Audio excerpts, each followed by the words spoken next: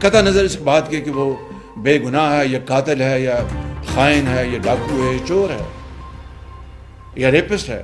کبھی عدالت کے کٹہرے میں کسی آرڈنری جج نے بھی کہا کہ آپ بطور ملزم آئے ہیں تو آپ کو مل کر اچھا لگا. آپ اگر اسلامی تاریخ کا مطالعہ کریں تو حضرت عمر فاروق کا جب قاضی کے پاس پیش ہوئے تو وہ قاضی نے ان کا مقدمہ سن کر ان کا فیصلہ کیا اور مقدمہ جو حضرت عمر فاروق کے رضی اللہ تعالیٰ عنہ کے حق میں ہوا.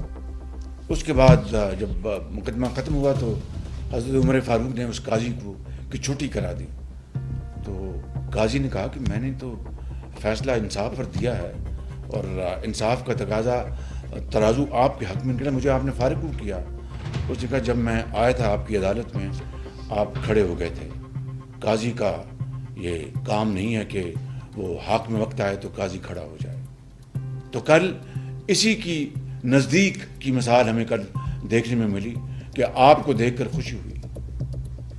جناب آپ نواز شریف کی اپنا جب اہلیہ فوت ہو گئی تھی تو آپ کچھ کرتے انتظام. جب بے نظیر بھٹو صاحبہ کو شہید کیا گیا تو کوئی آپ اس کا کوئی نوٹس لیتے؟ ذوالفقار علی بھٹو کو اپنا کوئی جوڈیشل مرڈر کیا گیا تو کوئی آپ اس کا کچھ کرتے؟ کسی نے جا کے فوجی تنصیبات کو پر دھاوا بولا؟ کسی نے جا کے اپنا ریڈیو اسٹیشن کو جا کے آگ لگائی؟ یہ وہ ہیں معاملات. اور دیکھیں میں بات بڑی سیدھی اور واضح کرنا چاہتا ہوں. 60 ارب روپے کی کرپشن کا معاملہ ہے. 60 ارب روپے کی اسی کابینہ میں, اسی ہال میں, اسی جگہ.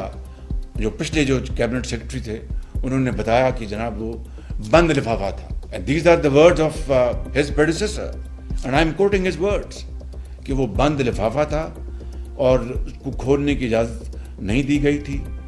ایک صاحب اٹھے جن کا نام تھا شہزاد اکبر کہ جی یہ بڑے خفیہ کاغذات ہیں, ان کو ہم کھول نہیں سکتے, اس کی جو سیکریسی جو ہے اس کو ہمیں مینٹین کرنا ہے اور اس کو آپ اپروو کر